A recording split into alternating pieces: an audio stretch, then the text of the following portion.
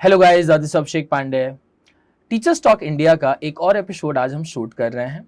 सबसे इम्पॉर्टेंट ये है कि हर एपिसोड में हमारे साथ नए नए गेस्ट आते हैं और आज एक हम नए शख्सियत को यहाँ पे एज ए गेस्ट लेके आए हैं। एंड सबसे इम्पॉर्टेंट ये है कि टीचर्स टॉक इंडिया इस देश का पहला यूट्यूब पॉडकास्ट चैनल है जो सिर्फ टीचर्स और एडुकेटर्स के लिए डिवोटेड है। सो आज हम जिनसे बात करेंगे वो MSU कॉलेज जो बड़ौदा में है उसकी जो है प्रोफेसर है, असिस्टेंट प्रोफेसर हैं सोशियोलॉजी डिपार्टमेंट की। तो इनका जो ओवरऑल अनुभव है वो अप्रॉक्स 20 ईयर्स से ज़्यादा है। एंड मैम टीचिंग करते हुए भी काफ़ी सारे सोशल एक्टिविटी भी करती हैं। सो ये सब भी हम आज पहली बार जानेंगे। देखिए, टीचिंग तो एक ऑलरेडी सोशल वेलफेयर के तहत आता ही है कहीं ना कहीं, लेकिन नोबल प्रोफेशन के साथ साथ कुछ और एक्स्ट्रा एक्टिविटी करना सोसाइटी के लिए, उस पे हम आज थोड़ा सा ज़्यादा डिस्कस करने की कोशिश करेंगे। सो हमारे साथ हैं डॉक्टर पूजा मैम, जिनसे अभी हम डिस्कशन शुरू करेंगे और कुछ सवाल भी मैं बीच में लूँगा जिसका मैम आंसर करेंगे। सो thank you so much ma'am, आपने समय दिया और इस पॉडकास्ट को और नेक्स्ट लेवल तक हमको ले जाने के लिए कहीं ना कहीं मदद करिए। सो पूजा मैम, सबसे पहले आप अपनी जर्नी के बारे में थोड़ा सा बताइए, उसके बाद में हम क्वेश्चन शुरू करेंगे। Thank you so much, first of all, Abhishek ji, for inviting me for this wonderful teachers talk which you have started for teachers only. And I think a teacher can understand the teacher's point of view. So that's the wonderful thing which you have started. तो मेरी journey के बारे में मैं अगर बताऊं तो it has been started long back. I will start with my way of life, why I entered into this teaching. I come from a background जहाँ मेरे पापा लेक्चरर थे केमिस्ट्री के, तो घर में देखा था कि टीचिंग प्रोफेशन बहुत नोबल है, क्योंकि टीचिंग ऐसा जॉब है जहाँ पर आप लोगों को बनाते हो। तो शुरू से था, हाँ IAS ऑफिसर बनना चाहती थी, बट सर्कमस्टांसेस कुछ ऐसे आए कि प्रीलिम्स निकला, बट पेरेंट्स की डेथ हो गई एंड टाइम, मतलब इस तरीके से, तो I couldn't manage those things, but slowly and slowly then I shifted and I was working with as a librarian also. I work in a college, then I completed my studies. उसके बाद मैंने फिर PhD किया। तब से मैं college से में ही एसोसिएट हूँ और फिर जो चीज़ देखी है वही चीज़ें मैंने की। फिर मैंने अपनी क्लासेस भी ज्वाइन ओपन किया, जैसे जहाँ से मैं और आप मिले, तो 7th 8th 9th 10th, तो बच्चे तो किसी भी ग्रेड का, मैंने कभी नहीं सोचा कि मुझे कॉलेज में पढ़ाना है या स्कूल में पढ़ाना है या ट्यूशन क्लासेस, बच्चे पढ़ाना वाज माय मेन मोटो। सो उससे फिर अभी आज तक साथ में चल रहे हैं। साथ में जैसे अभी आपने बोला सोशल वर्क, तो वो एक इनर वो है, वो मुझे सेटिस्फैक्शन देता है कि जब आप चेंज की बात करते हो तो चेंज आने के लिए आपको ग्राउंड में उतरना पड़ता है। किताबी बातें तो हम एज ए टीचर करते हैं, बट अगर हमें बच्चों को एग्जाम्पल्स देने हैं तब हमें कुछ करके उनको दिखाना है। तो ये छोटी सी जर्नी है मेरी। सो मैम, इस 20 साल से ज़्यादा आपने जो मुझे बताया है, सो कहीं ना कहीं जब आपकी शुरुआत हुई थी, सो वो शुरुआत कहाँ से हुई थी इस प्रोफेशन में? वो मुझे डे वन जो है आप कहाँ पे थे वो बताइए। When I was working as a librarian because it was a need of the hour, because parents नहीं थे और मेरी 2 sisters छोटी थी, तो उनको ये कौन से साल की बात है? ये है 98 में my parents expired when I was just in BSc third year. तो I also took the tuitions, 500 rupees लेती थी उस टाइम पे। जॉब मुझे 1 साल बाद, क्योंकि पापा का गवर्नमेंट जॉब था, और 1 साल बाद मुझे उनकी डेथ के बाद वो जॉब मिली एज अ लाइब्रेरियन। तो वहाँ से वो चला सिलसिला, बट मेरा जो ट्यूशन पढ़ाने का काम था वो मैं करती रहती थी कि मुझे थोड़ा अलग करना था थोड़ा सा। फिर जब मेरा MA का भी मैंने था प्लान करा, फिर मैंने MA किया, देन आई वाज वर्किंग, साथ में मेरा क्लासेस चलती रहती थी, बिकॉज मैं इंग्लिश क्लासेस को, जहाँ से मैं थी वहाँ पर इंग्लिश का बहुत ज़्यादा ज़रूरत थी। तो because being from a convent background, तो I used to teach students, साथ में अपनी जॉब भी चलती थी। फिर सर क्लासेस के साथ साथ जब हुआ कि जब कॉलेज में पहुंची तो बच्चों ने पूछा कि एक क्यूरियोसिटी थी कि नहीं, किसी को हेल्प करना है, वो करना है, तो वहाँ से ये चला। और 2004 में जब मेरा रजिस्ट्रेशन मैंने करा PhD का, उसके बाद भी मतलब ये काम मेरा रुका नहीं, चलती रही चीज़ें। तो उसके बाद जब मैंने कॉलेज में 2010 में मैंने फिर मेरा PhD कंप्लीट हुआ। Meanwhile, I was working in part time. I was working, not a full fledged. Then I joined as a college में मैंने ज्वाइन किया। फिर 2016 में मैंने अपनी कोचिंग क्लासेस स्टार्ट की। अच्छा। तो कोचिंग क्लासेस मेरा विष्णु एकेडमी के नाम से मैंने चालू किया। जब कुछ नहीं था मेरे हाथ में, तो मेरे पास अपनी वही एक ताकत थी कि जो टीचिंग मेरा था, तो मैंने वो क्लासेस फुल फ्लेज जो क्लासेस कहते हैं वो उस टाइम पे मेरी चालू हुई विष्णु एकेडमी, जो कि वर्सल में मैंने ओपन किया था। बहुत मेहनत की, वहाँ पे मैं बच्चों से 1 ग्रेड से लेके आपके 10th ग्रेड तक के बच्चे जब वो मिले, और मेरा मोटो यही था कि मैं कम बच्चे रखूंगी, क्योंकि बच्चों का बेस अगर रखना है तो तभी हम अच्छा काम कर सकते। मेरा बहुत क्लियर था कि मुझे कमर्शियल हाउसेस नहीं बनाने, और 5 साल तक स्ट्रगल किया, बट जो मैं दे पाई वो मुझे रिफ्लेक्ट हुआ बाद में, जब बच्चे मिलते हैं कि नहीं, और पेरेंट्स का फीडबैक आता है। फिर साथ में मेरा कॉलेज चल ही रहा था एज ए विजिटिंग, मैं नवरचना में पढ़ाती थी, फिर मैं इग्नू में जाती थी, और एमएस में भी बीच में विजिटिंग किया। देन आई स्टॉप बिकॉज बच्चा छोटा था। तो with the circumstances, but teaching का जो पैशन था वो कभी ख़त्म नहीं हुआ। तो I have a experience of teaching, छोटे से बच्चे से लेके बड़े बच्चे तक। तो वो एक कहीं ना कहीं मेरी ताकत है जो मुझे अडेप्ट करा देती है लोगों। सो मैम एक्चुअली जब आपने एज ए लाइब्रेरियन शुरू करा, ठीक है, उसके बाद से आप टीचिंग में आए, फिर आप बिजनेस वुमेन बने, फिर किसी स्कूल में विजिटिंग फैकल्टी थे आप, फिर एज ए कॉलेज प्रोफेसर में कहीं ना कहीं गए असिस्टेंट में। सो मैम जब आपकी प्रोफाइल चेंज हुई, आपके कैरियर पे फाइनेंशियली एंड सोशली क्या क्या इम्पैक्ट पड़ा, उसके बारे में थोड़ा सा बताइए। क्वेश्चन, और आई थिंक पहली बार किसी ने ऐसा क्वेश्चन पूछा है, क्योंकि जब हम जैसे आपने बोला ना, प्रोफाइल पे चेंज पड़ा, बहुत पड़ा, क्योंकि जब मैं कॉलेज पे थी तब चेंज हुआ, बिकॉज सिटी चेंज किया, फिर यहाँ पर आके शिफ्ट हुआ, शादी वादी हुई। Then I change to the जैसे आपने बोला बिजनेस वुमेन बना, तब वहाँ पे हुआ कि आप इतना ऊपर हो, फिर आपने ट्यूशन क्लासेस, क्योंकि this is the society pattern. Society कैसे चीज़ों को देखती है वो इम्पैक्ट करता है इंसान पे। तो हुआ, फाइनेंशियली भी हुआ कि आप ऊपर थे नीचे आ गए, but I think my strong will power was that made me go with the flow. And my full support from my husband was my power or my strength to tackle these things, because उन्होंने कभी ऐसा नहीं बोला कि expect, और obviously जब हम ऐसे ही बड़ौदा जैसी सिटी में रहते हैं तो 2 अर्निंग तो चाहिए। तो जब मेरा डाउनफॉल हुआ तो वो थे संभालने के लिए, जब वो, तो ये तो चलता है। बट अगर आप ऑल टुगेदर देखें, जब मैं स्कूल में गई तो बोला कि आप बहुत ज़्यादा ओवर क्वालिफाइड है हमारी पोस्ट के लिए, तो ये हुआ है। जब मैंने कॉलेज में शिफ्ट किया तो they asked me the question, why you wanted to join college? Then the question was, because I am qualified for that, I deserve it, and now is the time to switch on, then I want the job, and this is how it all happened. तो social impact आपने share नहीं किया ma'am? Social impact ये हुआ, जो लोग आपको जानते थे, हाँ, उन्होंने उसमें तो से कुछ लोगों ने, बट ऑब्वियसली कुछ लोगों ने सपोर्ट किया होगा, कुछ लोगों ने क्रिटिसाइज किया होगा। हाँ, वो क्रिटिसाइज वाले ज्यादा थे, बट क्रिटिसाइज के साथ साथ जिसको जो बोलना है बोले। हमें पता है हम कहाँ जा रहे हैं, कौन सा रास्ता हमें चूज करना है, और अगर हम बातों में आएंगे ना तो फिर शायद आगे नहीं बढ़ पाएंगे। आपको पर्सनली ऐसा लगता है क्रिटिसिज्म से फर्क नहीं पड़ता एक टीचर?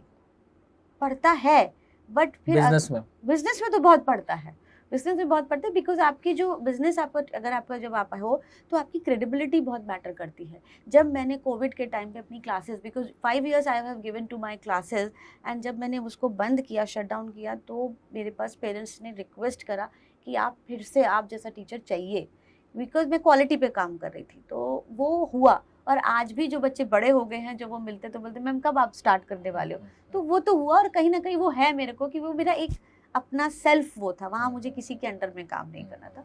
तो एक है वो इंडिपेंडेंट वाला था, इसलिए आपको अच्छा भी लग रहा वो था कि मैं अपना आप डिसीजन ले सकती थी। बट फिर कुछ चीज़ें शायद मुझे सीखनी थी, जो मैंने अपने प्रोफाइल्स को चेंज किया, बिकॉज एक ऑर्गेनाइज चीज़ों में आप जाते हो और फिर अपना एक्सपर्टाइज होता है। तो आई थिंक मैं यहाँ मेंशन करूँगी, I am a life long learner, and I always believe कि जहाँ से सीख सकते हो सीख लो बस। सो मैम अगर मान लीजिए, अगर आपकी सैलरी 50,000 होगी, एक्स अमाउंट हम मान लेते हैं, और आप अपने बिजनेस में सिर्फ 10,000 अर्न कर रहे थे, तो ज़्यादा सेटिस्फाइंग मोमेंट कौन सा था? Very tough question. देखिए, पैसे की ज़रूरत तो है, बट हाँ, सेटिस्फेक्शन की बात करो तो वो वाला जो अपना प्रोफेशन था, बिकॉज मैं वहाँ पर अपने हिसाब से काम कर रही थी। तो बट अगर मैं एज ए सोशल पर्सन बोलूँ कि दोनों की अपनी अपनी वो है, if I talk about that 10,000 rupees, because I was making for myself, I was giving students what I can give to them, तो वो एक अलग सेटिस्फेक्शन था। बट अगर आप देखो मनी है, उसके बाद तो प्रोग्रेस करना है, तो वो भी ज़रूरी है। तो उसी वजह से शायद चेंजेस हुए भी, जैसे जैसे अपॉर्चुनिटीज़ आई मेरे पास, मैंने उस हिसाब से ग्रैब किया। बट हाँ, लोगों का ये था कि भाई अभी 10,000 था, वो 50, तो तब बड़े खुश होते हैं कि भाई इट्स अ गुड हाइक।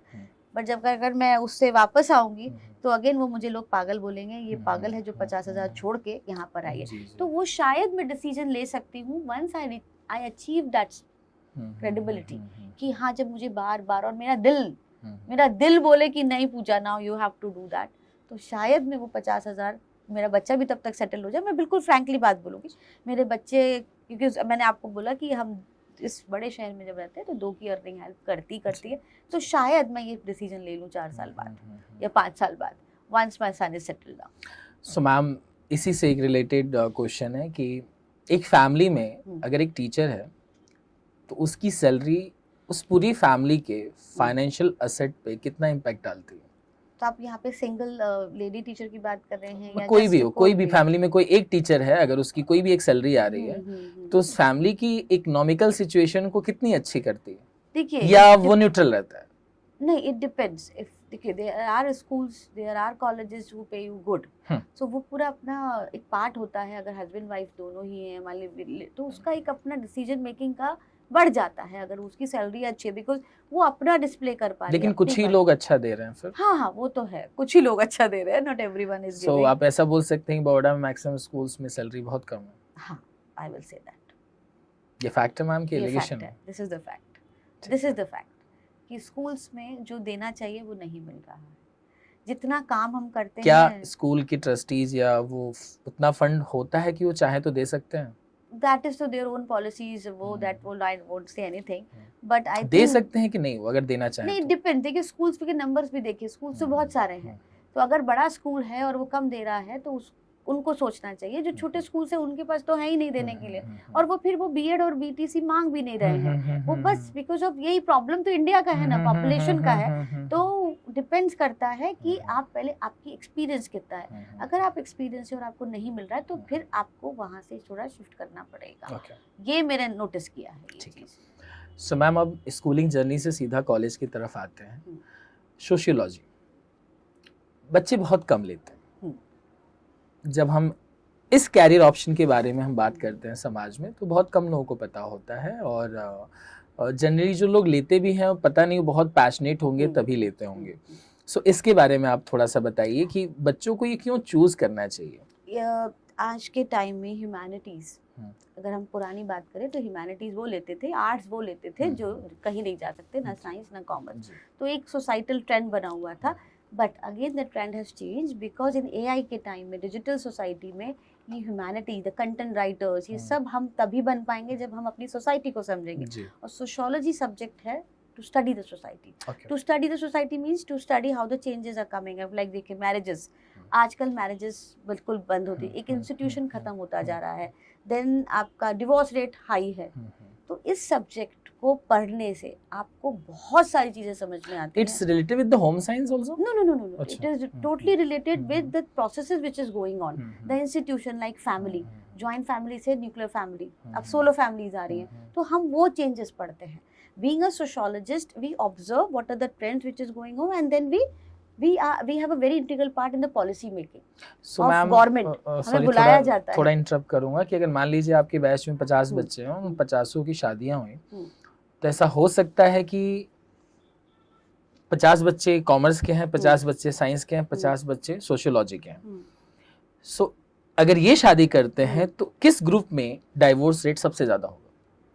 देखिए, जिसने सोशियोलॉजी पढ़ा है उसमें कम होगा। उसमें कम, मैं इसलिए होगा क्योंकि उनको पता है पैटर्न कैसे चेंज हो रहा है। Okay. अगर वो वाइजली दिमाग लगा के करेंगे तो ये it is one's individual decision, it is one's individual also. लेकिन उस कोर्स का कितना बड़ा इम्पैक्ट है? हाँ, कोर्स का इम्पैक्ट है because they know, so they might think कि नहीं, we can make some changes if we wanted to settle down. But commerce वाला बंदा कॉमर्शियल, बिकॉज माइंडसेट से बहुत मैटर करता है, और आज की हाईटेक उसमें आपको एम्पैथी बहुत जरूरी है। तो जो सोशियोलॉजी वाला बंदा होगा वो एम्पैथेटिक होगा बिकॉज उसको पता है कि सोसाइटी में क्या क्या प्रॉब्लम्स है, उसकी वजह से ये चीजें हो रही हैं। ये भी 3 साल का ही कोर्स होता है। हाँ, this is 3 years, then masters आप कीजिए, पीएचडी कीजिए। और यहाँ मैं मेंशन करूँगी कि हमें एज ए पॉलिसी मेकर्स बुलाया जाता है। अच्छा। गवर्नमेंट में हमारे सर को बुलाया जाता है, वो वहाँ पर इंटीग्रल पार्ट प्ले करते हैं। क्या बात। तो it is a subject which is not getting what it has to be get, rated नहीं हो रहा है, बट हम अगर इस पे काम करें तो ये बहुत ही, बिकॉज आईएएस में जब हम सिविल सर्विसेज की प्रिपरेशन करते हैं तो this is one of the best subject. Okay, sociology. देखिए आईएएस ऑफिसर क्या करेगा, सोसाइटी को पढ़ेगा। जब तक उसको सोसाइटल नॉर्म्स नहीं पता, नॉर्म्स जो होते हैं हमारे फोक वेज जो होते हैं, तो वो कैसे पूरा एडमिनिस्ट्रेशन कैसे चलाएगा, वो बहुत मैटर करता है। और आप किसी भी, अगर आप पॉडकास्ट या किसी भी आप देखेंगे तो सोशियोलॉजी सब्जेक्ट को रिकमेंड किया जाता है ओके, कि पब्लिक कैट के साथ ये कॉम्बिनेशन बहुत अच्छा है। तो ऐसा हम बोल सकते हैं कि ह्यूमैनिटीज लेते बहुत कम बच्चे हैं और जो आगे तक सस्टेन कर पाते हैं शायद उनकी लाइफ साइंस और कॉमर्स वाले बच्चों से थोड़ी बेहतर होती है। हाँ, सोशली। हाँ हाँ, yes yes yes, I agree with this. So ma'am कोई एग्जांपल मुझे दीजिए कि आपका कोई एक बच्चा हो साइंस वाला, एक कॉमर्स वाला और एक सोशियोलॉजी वाला। हाँ, मैं आपको बताती हूँ। मेरे जैसे मैं आपने बोला मैंने 11th-12th में भी पढ़ाया, तो साइंस से बच्ची ने साइंस लिया 10th के बाद, हो गया ये, दिस इज 5 years बैक। मुझे उसके सिर्फ फैमिली लाइफ हाँ, मैं बताती हूँ फैमिली लाइफ, अभी तो वो पढ़ी रही है। जी। तो उसको था कि 10th के बाद इंटरनेशनल स्कूल से आईसीएसई से किया कि साइंस ले लिया, उसके पेरेंट्स के नहीं साइंस करना है, तो उसका मन नहीं था। उसने 1-1.5 महीने बाद वो साइंस छोड़ के she shifted to political science and sociology. आज वो बच्ची आईएफएस की प्रिपरेशन उसकी तभी से 11th ग्रेड से ही उसका क्लियर था कि मुझे आईएफएस करना है। She became the topper of international school, she became the topper of MS University.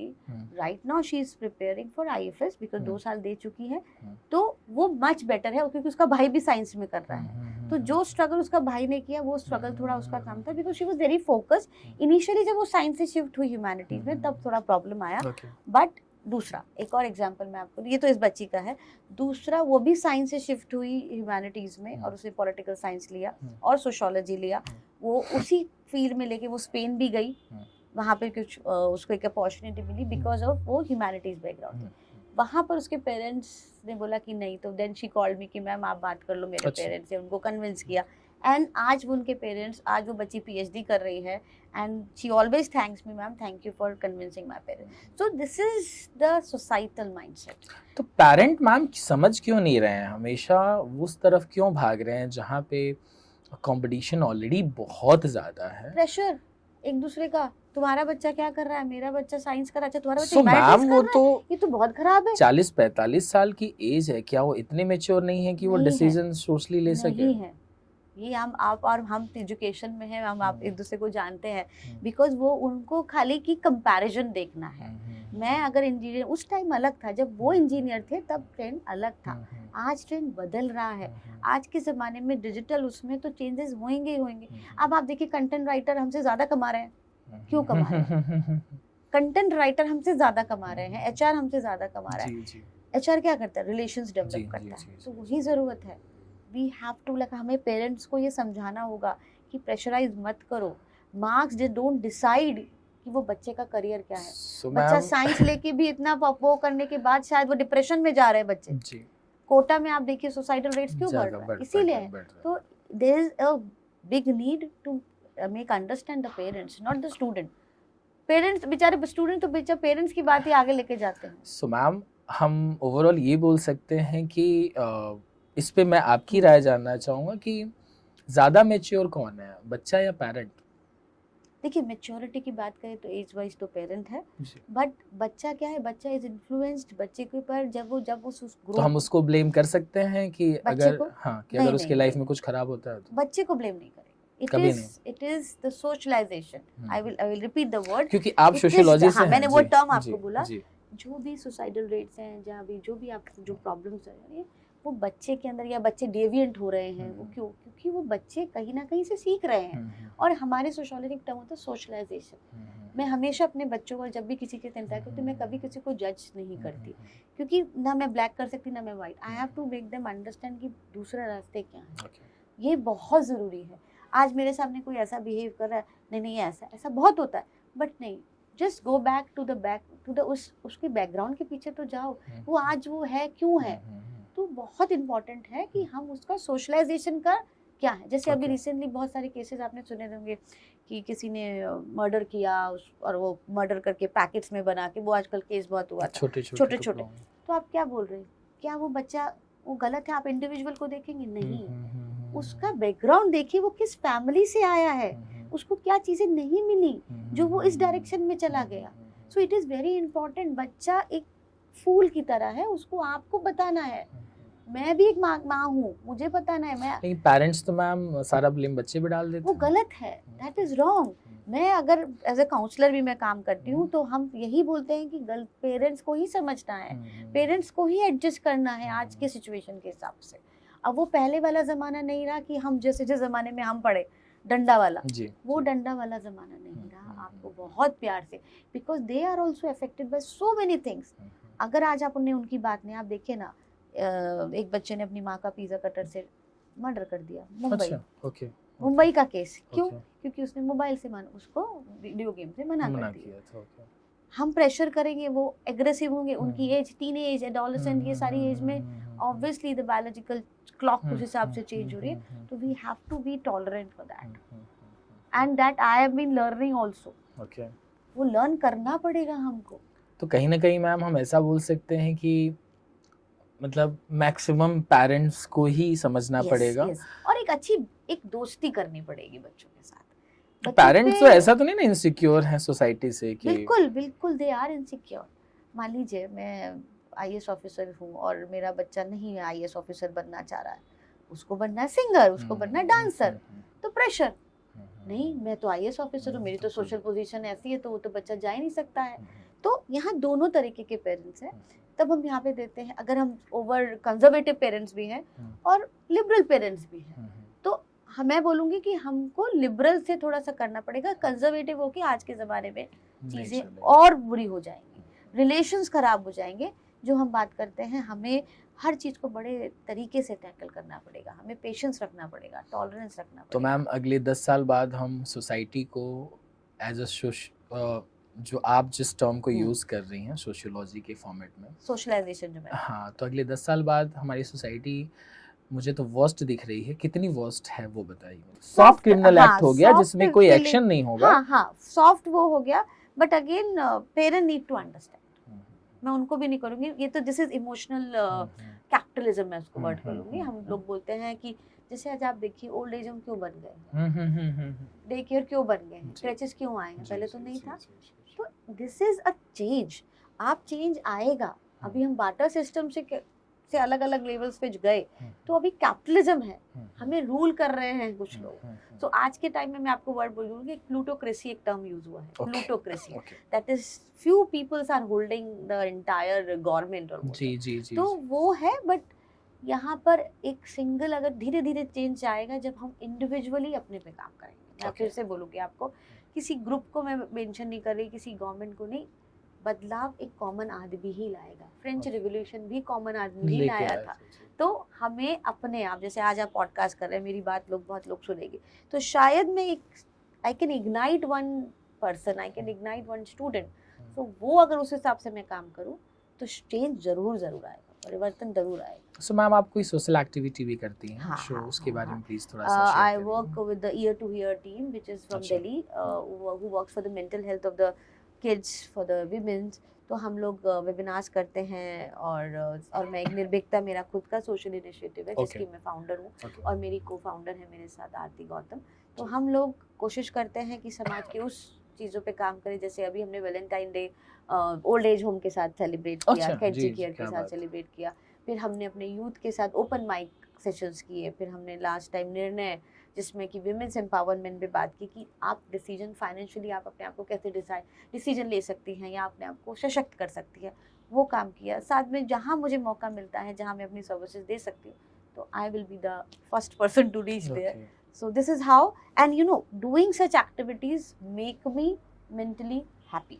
Okay.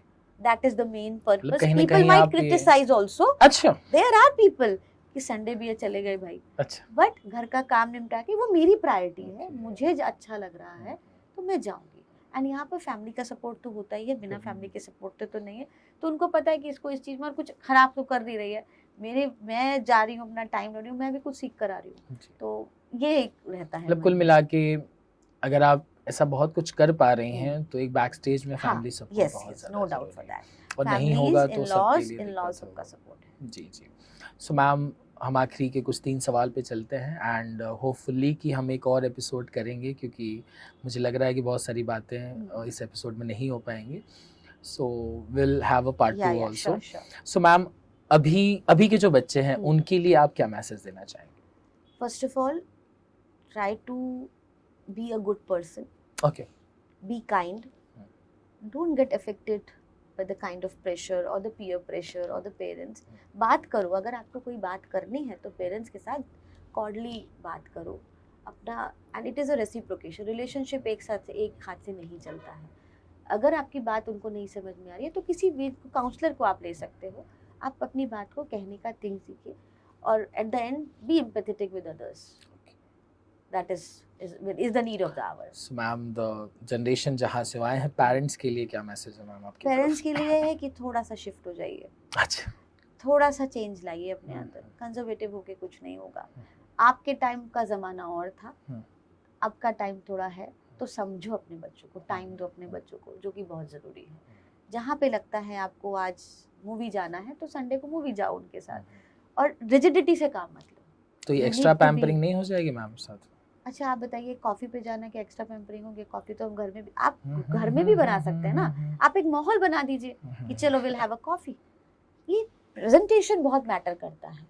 Location कोई भी हो, लोकेशन कोई भी, घर पे भी आप एक कॉफी का काउंटर बना सकते हैं. बिल्कुल. तो आपकी क्रिएटिविटी बहुत मैटर करती है चीजों को. जैसे कल ही बोर्ड एग्जाम स्टार्ट हुए हैं, पेरेंट्स बाहर खड़े थे सेंटर के, वो एक केयर है, बट केयर और भी चीजों से कर सकते हैं. खाली खड़ा होना ही वहाँ नहीं है. केयर है, आप उनके लिए एक पेन ला के दे देंगे तो वो भी एक केयर है. तो छोटे छोटे जेस्चर्स बहुत ज़रूरी है, जो कि पेरेंट्स की तरफ से आने चाहिए, जो कि बहुत पेरेंट्स नहीं करते हैं, स्पेशली मेल. कि नहीं, बिकॉज मेल डोमिनेशन है तो हम नहीं करेंगे, या मदर करती हैं पर मेल नहीं करते हैं. यहाँ मैं मेंशन करूँगी, they don't express. So it's time to express. It's time to express. Ma'am, कहीं ना कहीं टीचर्स की भी हमारे सेगमेंट में आ जाते हैं, तो मैं हर जो भी पॉडकास्ट में आता है, जो भी एजुकेटर, मैं कोशिश करता हूँ कि टीचर्स के लिए भी मैं कुछ ना कुछ मैसेज दिलवाऊँ. तो मैम, अभी जो टीचिंग कर रहे हैं या जो इस टीचिंग प्रोफेशन में आएंगे, उनके लिए आप क्या मैसेज देना चाहेंगे? Be passionate about your teaching. Don't take as a कि नहीं हम फ्री हैं तो कर रहे हैं. I really advocate, be passionate. आप चाहे 40 के बच्चों, 40 क्लास पे बच्चे हैं, उनको पढ़ा रहे हो, बट अपने काम को बिल्कुल, कहते हैं ना, शिद्दत से कीजिए. डेडिकेटेडली आप काम कीजिए तो चेंज. और अब जब आप ये कर रहे हो तो फाइनेंस दिमाग में नहीं आना चाहिए. नहीं, वो नहीं आना चाहिए, क्योंकि जब आप क्लास में हो, जब आपने उस रोल ले लिया तो आपको वो ध्यान देना पड़ेगा. फिर आपको बाबा नहीं करना है. आपने वो रोल लिया है तो आप मैनेजमेंट से जाके बात कीजिए, पर अपनी क्वालिटी पे मत कॉम्प्रोमाइज कीजिए. बच्चे की उस पे मत कीजिए. ये मैं बोलूँगी, प्री स्कूल के पेरेंट्स, जो प्री स्कूल के जो टीचर्स होते हैं, उनके पास होता है कि चलो कॉर्पोरेट में काम नहीं हुआ तो हम टीचर बन जाते हैं. वो मेंटालिटी से मत करिए. आप एक बच्चे का भविष्य बना रहे हैं तो आपको बहुत ध्यान रखना है. अगर आपकी लड़ाई मैनेजमेंट, वो अलग बात है, पर बच्चे के करियर पे मत कीजिए. बच्चे को आप जितना प्यार दे सकते हैं, जितना आप उनको बना सकते हैं, वो बनाइए अपने काम से. और आप एक उनके लिए रोल मॉडल है, तो अपने रोल मॉडल को, बिकॉज आपको अपने पे काम करना है, अपने पे ध्यान कीजिए. सो मैम, एक और सवाल उसके बाद से ख़त्म करेंगे. जो भी सोसाइटी में जो भी फीमेल हाउसवाइफ्स जो मतलब ट्यूशन्स पढ़ा रही हैं, सो मतलब इनके बारे में आपकी पर्सनली राय क्या है? देखिए, उनका भी मैं आपको बोलूँ, क्योंकि घर में ट्यूशन पढ़ाना भी एक ट्रेंड चल गया है. बिकॉज उनकी जॉइंट फैमिली है, फिर उनके जो लोग मेंबर्स अलाउ नहीं करते हैं, और वो कहीं ना कहीं अपने आप को, कहीं ना कहीं अपने, कहते हैं ना, इंस्टिंक्ट को सेटिस्फाई करने के लिए वो घर में चालू कर देती हैं. बट उससे क्या हो रहा है कि ना तो वो मझधार में है, ना तो वो बेस्ट दे पा रही हैं. और पेरेंट्स जो होते हैं ना, छोटी क्लास के, चलो घर के पास ही है, दे देते हैं. तो वो भी ये गलत हो जा रहा है, क्योंकि अगर आपको ग्रो करना है तो आप घर से बाहर तो निकलना ही पड़ेगा. ये मेरा खुद का है, क्योंकि मेरी भी कुछ फ्रेंड्स हैं जो घर से पढ़ा रही हैं, और मैं उनको बहुत पीछे पड़ी हुई हूँ कि आप निकलो, क्योंकि ये आपकी लड़ाई है. तो कहीं ना कहीं मैम, हम ऐसा बोल सकते हैं कि सोसाइटी में इनकी वजह से बच्चों को थोड़ी दिक्कतें हो रही हैं. मतलब जो घर में पढ़ा रही हैं लेडीज जी, क्योंकि वो कंफर्ट जोन है, वो इतना क्वालिटी तो नहीं दे पा रही हैं जो देनी चाहिए. अगर मैं देखूँ तो अगेन यहाँ भी कहीं ना कहीं पेरेंट की गलती आ गई. यहाँ पे भी है, पेरेंट्स की है. बिकॉज पता है, देखिए ना, अगर हम बात करें तो पॉपुलेशन, पैसा नहीं है, सैलरी नहीं है, तो it is a viscous cycle. It is not one component which should be like blame. It is a viscous cycle. उनकी डिमांड है, तो ये बहुत बड़ा टॉपिक है जिस पे मैं बहुत कुछ बोल सकती हूँ. बिल्कुल तो ये है कि हम कर सकते हैं, बट हम ब्लेम नहीं करेंगे. हम साथ मिलके काम करने की कोशिश रखें, और ऐसे लोगों को मोटिवेट करें कि हम हैं आपके लिए? नहीं, मैं तो मैम मैंने ओपन एक ट्रेनिंग सेशन भी रखा है, जो भी घर पे पढ़ा रहे हैं अगर उनको किसी तरह का प्रोफेशनल ट्रेनिंग चाहिए तो हमारे साथ जुड़े हाँ, एंड वी विल प्रोवाइड। वही आप जितना जो काम करें वो अब आपकी विजिबिलिटी में आना जी, चाहिए, जी, ये जी, मैं जी, आपके लिए बोलूँगी। So thank you so much actually Puja ma'am. और आज पहली बार ऐसा हुआ है कि जितने भी एपिसोड हमने शूट किए हैं उसमें सोशियोलॉजी पे हम पहली बार बात कर रहे हैं and will definitely do part 2 and हम कोशिश करेंगे जो आपके सर हैं स्पेशली जो जी। पॉलिसी मेकिंग में इन्वॉल्व होते हैं हम्म, कभी हम उनकी भी पॉइंट जी, ऑफ जी, व्यू जानने की बिल्कुल, कोशिश बिल्कुल। करेंगे। सो गाइस जैसा कि आप देख रहे थे कि सोशियोलॉजी जब आप किसी इस सब्जेक्ट को जब आप अवॉइड करते हैं ना कि नहीं नहीं ये हमारे काम का नहीं है, तो कहीं ना कहीं आप उस सोसाइटी को डेंट कर रहे होते हैं जो सोसाइटी आपको सबसे ज़्यादा आगे बढ़ाने के लिए मदद कर रही होती है। ठीक है, मेरा पर्सनली राय ये है कि सोसाइटी में बहुत ज़्यादा जैसे होता है ना बहुत साल इन्वॉल्व हो जाते हैं, मतलब ना आप सोसाइटी को छोड़िए ना बहुत ज़्यादा इन्वॉल्व होइए, कहीं ना कहीं उसमें मेडिएट करिए कि कहीं मिडिल में आप रहिए, जिससे आपको सोसाइटी बहुत ज़्यादा प्रोटेक्ट करेगी। और ये बहुत ज़्यादा ज़रूरी है क्योंकि हर बात में यही बात आती है कि समाज क्या सोचेगा। Thank you so much.